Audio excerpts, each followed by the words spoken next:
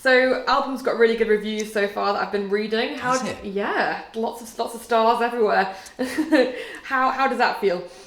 Yeah, I mean, it's kind of early days, I guess. I'm still kind of right in the middle of the whole thing. Although I've been sitting on the album for quite a few months now. Finished it November, December last year. So yeah, I've been itching to get it out for the last 2 or 3 months. But so that day is creeping up. Yeah, it's going to be released very soon. But yeah, it feels good. I'm enjoying it. And I read that you said that you almost got it right with Matador. I mean, how do you think you got it right this time? Did I say that? I think that was yeah. Well, yeah. I think in many ways there was things that I was sort of touching upon with Matador, and with a few tracks here and there. Yeah, I knew that I wanted to push those ideas forward on the next music. I remember thinking that at the time. Just tracks like English Ruse, which had these odd structures and kind of almost like anti-songs. In terms of not having that traditional structure. And yeah, that's definitely something I wanted to play more with on this record. So it feels good. Is there like one vein that runs throughout the record, like one kind of inspiration, or is it all kind of different songs, would you say? Well, the record in itself, I guess, is like a snapshot of a 2-year period of my life, or a snapshot of my headspace really over that 2 years. So it just contains everything really. It's there isn't a sort of concept for the album. I start off a lot of the tracks really with more of a stream of conscious vibe, I guess, approach. Just letting the instinct kind of run the show. And then as the record moves forward, I guess it's in 2 different phases. The first early stages, a lot of stream of conscious kind of instinct, spontaneous recording and writing. And then I'll sort of start to finesse it a bit and kind of hone the ideas in and put it into kind of a coherent framework, I guess. So it's cool. It's it's like the first bit is a bit more chaos, and the second bit is a bit more science. Quite like that combo. That's a really good way of looking at it, actually, isn't it? Like, yeah. And what's your writing process? I mean, are you someone that kind of is constantly inspired, writing notes wherever you go, that kind of vibe? Yeah, notes are good. Yeah, I've got various books. I still have to do it kind of, I don't know, analog, if that's the right word, for writing, rather than having it all on my phone. Musical ideas, I'll use the voice recorder quite a lot to just be in the car, and I'll sort of kind of idea for a song, and then just sort of hum a melody. But yeah, loads of notebooks, just writing down ideas for lyrics, or just just travelling around. I've done a lot of travelling over the whole Matador record, a lot of touring, and so yeah, just see a lot of the world and try and write down as much as I can, and then almost get back to my base in the countryside, away from all the mayhem, and then it's kind of a good place to process all of those ideas and experiences. And what's the recording process like writing and recording compared to obviously when you're in the band? I mean, solo, is it very much like you're isolated in your own head, in your own countryside retreat, so to speak?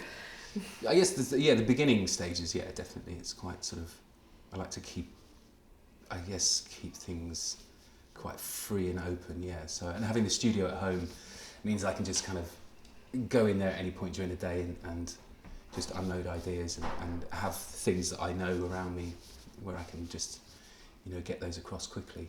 But then I also went over to another studio, sort of did half at mine and then half at another place called Courtyard, where I worked with Ian Davenport a lot, and that was cool because they were sort of more like party sessions. There was a bit more of a people would come in, a couple of the guys in the band would come in and do bits of guitars here and there, and I had Colin Greenwood come in one night to play some bass on a track, which was cool. Just having a bottle of wine and listen to the tracks, and it was great. Yeah, so there's a bit more of a sort of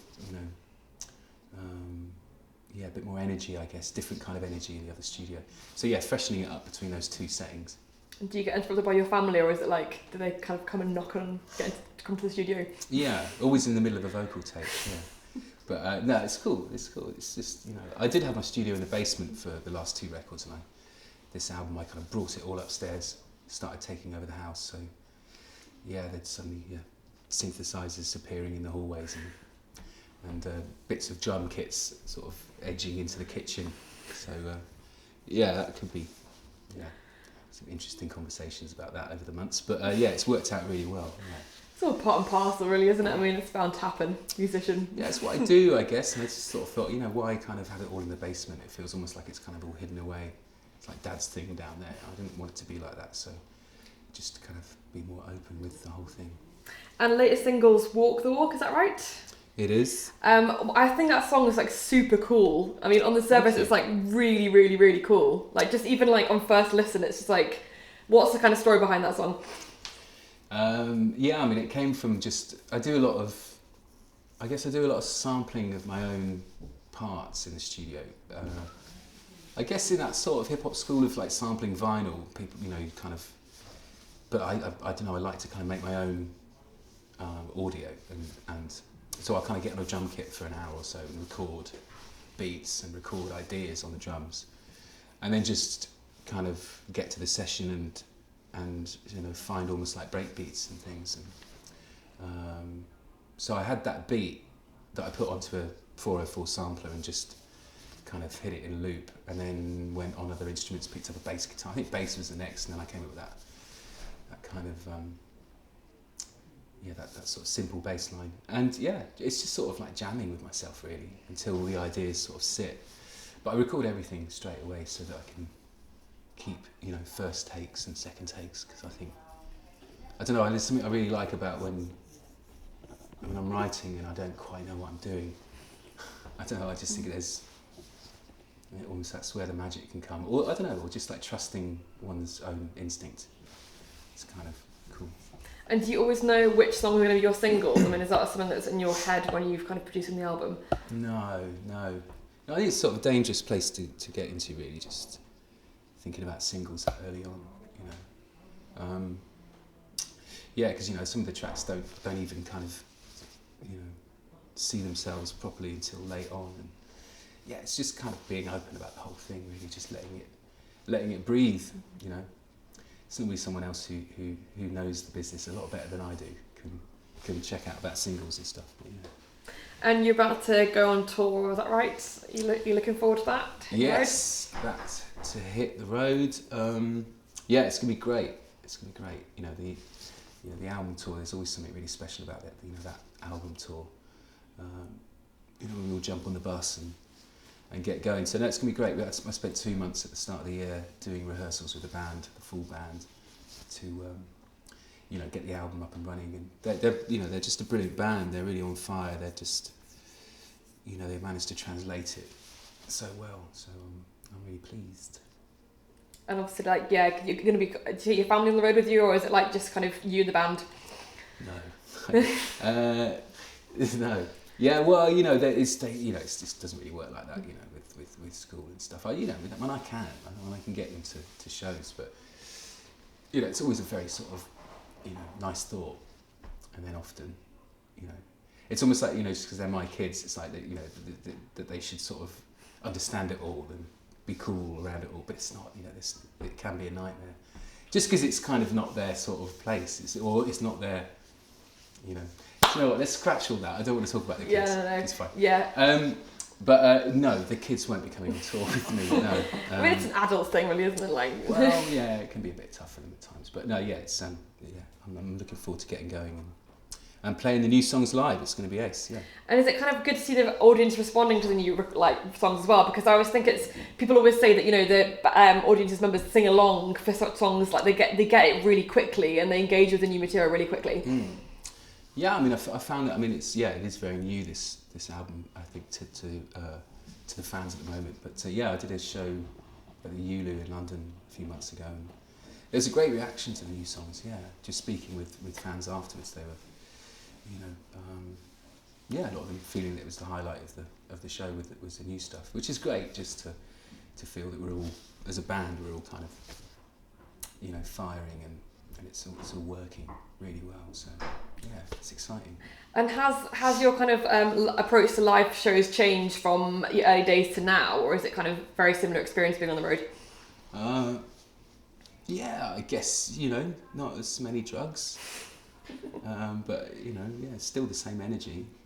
Yeah, it's really just getting on stage and don't know, when you're in a sort of middle of a song and it's just, you know, sometimes you get just these weird transcendental moments where it just kind of, like, it starts playing itself. And that's kind of like a buzz that I don't really get anywhere else. I think it's just sort of, yeah. So I still haven't worked it out what happens, but yeah, it's, I think, power of music, I guess. Yeah, because you're a definite pro now. You've been doing it for so long, really, haven't you? Like, yeah, I was still learning, but yeah, you know, it's just, it changes. I like to kind of keep it fresh and keep it a challenge. You know, I'd hate to kind of get too used to something or become complacent about performing live, or, you know. So I think that's what's great about always kind of keeping fresh material coming in, you know, new songs coming, is that it just keeps me on my toes. You know, I don't have a big back catalogue. You know, I don't play, you know, the Supergrass hits and stuff. You know, that's for Supergrass. I play my songs, and it's kind of, so I don't have tracks that are kind of, you know, where you can kind of get lazy and think, oh, I'm just going to pull out the big hits and relax for a couple of songs. So that the shows are kind of intense, you know, but in a good way. It's like that sort of, just makes me feel alive. and is there any temptation to kind of any Supergrass reunions, or not really? Because, you know, obviously there's lots and lots of different bands we won't name that then reunite and play Hyde Park kind of vibe. Is there any desire to do that? No. Yeah, you know, not at the moment. I mean, never say never, but I believe there's going to be some some cool reissues and some you know, maybe a new greatest hits thing on the way. I don't know if I'm allowed to say that, but I just did. But yeah, so it's great. You know, yeah, you know, it's some great stuff, great albums, and really proud of all of that stuff. Yeah. And then what's next for you? You've got the album release tour. Are there going to be any festival dates, or is it kind of riding the wave of the album? Yeah. So all this touring with a full band. I've also got some solo shows I'm going to do as well through June and July, and then into some festivals over the summer, and then hopefully trying to get over to maybe Australia and America and maybe Japan. It's kind of on the cards, so just working all that out at the moment. But yeah, it's going to be a mad old year, but it's feeling good. Excellent. And we're just asking everyone what their first gig was. That's like an off topic. Can you remember your first gig? First gig? I think it might have been Jericho Tavern, like 1990, 91, and I think it was in Sparrow Carpets. Or The Wedding Present, I don't know which one came first. They were both sitting around the same time. But I was like 13, 14. And so the mission was just to try and get around the security guard, because we just weren't, I was just too young to get in. So we'd have little kind of tactics and tricks that we do to get past the security guard. What tactics? We'll just, one person keep them occupied. It's just this classic distraction. Just cause a fuss over there, and I'm going to go in. No, it was great. And I remember me and Danny being at the front of the gig.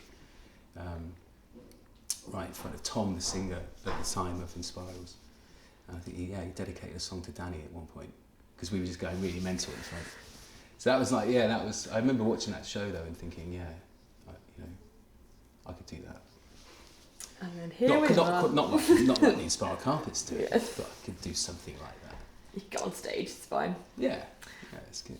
Awesome, well, that's perfect. All right. Thank you very much.